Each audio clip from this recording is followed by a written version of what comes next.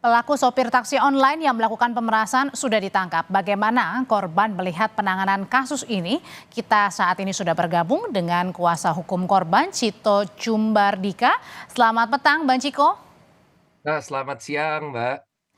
Ya, Bang Ciko, sebelumnya sampaikan juga turut keprihatinan kami ya, Bang, atas peristiwa yang menimpa klien Anda.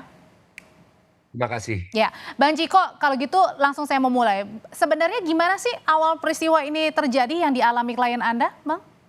Ya, memang peristiwa ini sangat tidak diduga ya sama klien kami, bahwa seperti biasa dari klien kami ingin pulang, sudah malam menggunakan biasa online, transportasi Jam online. berapa itu, Bang, malamnya?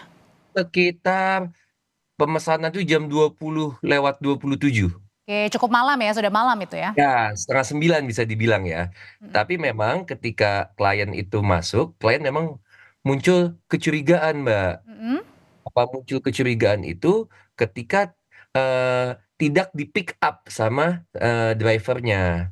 Oke. Muncul kecurigaan tidak di-pick up, namun ya coba, oh ya mungkin lupa ditekan atau mungkin ada hal lain lah yang mungkin bukan sesuatu yang poin penting gitu. Jadi klien juga masih berpikir, oh ya sudah jalan. Ya memang ketika jalannya naik tol itulah yang menjadi pertanyaan sebetulnya, Mbak, kepada klien kami, karena klien kami ini untuk menuju ke tempat tujuan dia kembali itu tidak perlu naik tol.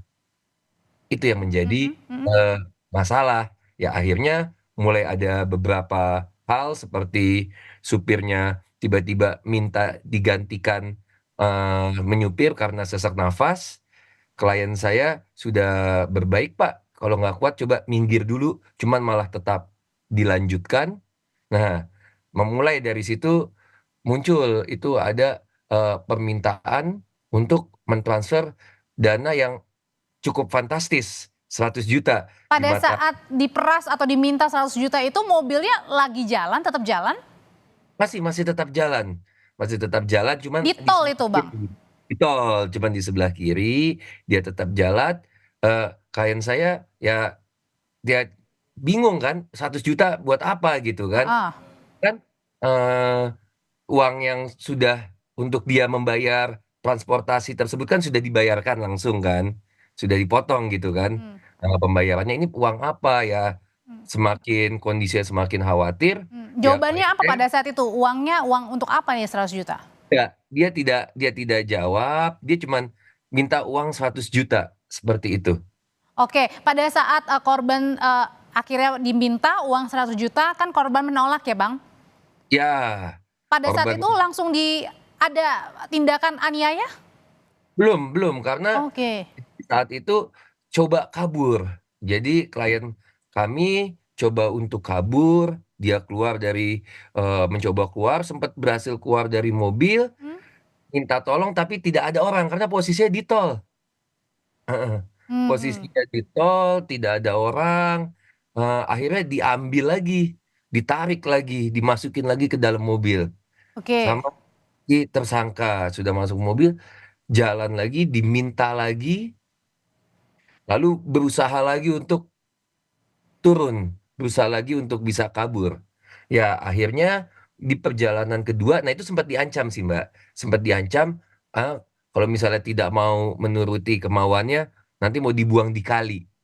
Di Mhm depan ada kali, mau dibuang di mhm situ. mhm. Dan pada saat apa akhirnya korban berhasil menyelamatkan diri dan meminta pertolongan?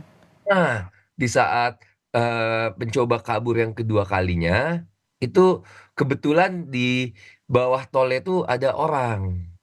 Ada orang, lalu dia teriak, teriak, teriak minta tolong dan akhirnya ada notice. Karena waktu sebelumnya itu kondisinya memang kosong, yang kondisi kedua ini ada orang di bawahnya dan dia bisa apa namanya, orang tersebut yang notice kalau kalau misalnya si klien kami ini minta tolong. Disitulah baru bisa kabur, namun dengan kondisi setelah tangan dan kakinya luka-luka setelah perjuangan kabur sampai loncat dari mobil, sempat diseret juga, dijambak juga. Akhirnya di kedua itulah Mbak itu bisa lolos Ah, dari si pelaku. Dari pihak klien maupun, Abang sebagai perwakilan kuasa hukum sudah sempat menghubungi pihak Grab? Sudah, kami sudah menghubungi pihak Grab, Responnya? ya responnya, awalnya kami belum mendapatkan respon langsung, namun, setelahnya akhirnya pihak Grab langsung menghubungi kami, lalu kami juga langsung berkoordinasi sama pihak Grab.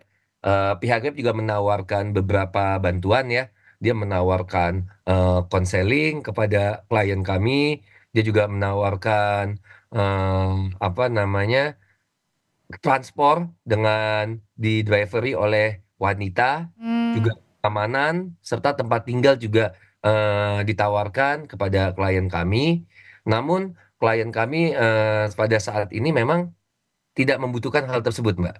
oke. Dari klien kami hanya ingin keadilan ini bisa ditegakkan, bahwa Oke. memang, pelaku bisa diproses, hanya itu saja yang diinginkan oleh klien kami, Mbak. Dan saat ini, klien Bang Cito sendiri gimana keadaannya? Ya, kalau kondisinya sih saat ini sih alhamdulillah sehat, baik, cuman, pasti pasti, masih ada traumanya pasti, trauma dengan kejadian tersebut, tapi saat ini sih kondisinya sehat. Ya cuma mungkin ya kalau saya bisa katakan, ada sedikit nggak sedikit ya, mungkin ada trauma lah, ada Mungkin trauma. keluar-keluar juga trauma gitu ya Bang ya, masih ya? Oke, kalau gitu Bang, ini sebenarnya permintaan dari klien sendiri apa? Dan yang melapor ke polisi itu klien atau dari pihak Grab? Oh, kalau dalam lapor itu kami langsung melapor waktu kejadian, setelah kejadian tengah malamnya kami langsung melaporkan ke Polda Metro Jaya. Kami langsung melaporkan. Mmm, Nah, juga ketika Grab, tanya kan ke kami oke. juga permintaannya apa, ya itu tadi, Mbak, kalau dari kami jelas permintaannya itu adalah, pelaku ini harus dihukum. Mmm, dari pihak Grab singkat aja Bang, ada nggak juga? Itu kan tadinya pelaku harus dihukum, kalau dari untuk pihak Grab ada tuntutan sendiri? Ya, tuntutan maksudnya pihak Grab tuntutan ke. Enggak, Abang terhadap atau klien terhadap, pihak Grab? Enggak. Kalau dari kami, terutama dari klien kami, hanya Baik. ingin keadilan bisa ditegakkan, seperti itu aja, Mbak. Kuasa hukum korban penganiayaan sopir GrabCar, terima kasih Bang Cito Kumbardika, sehat selalu Bang. Ya, terima kasih.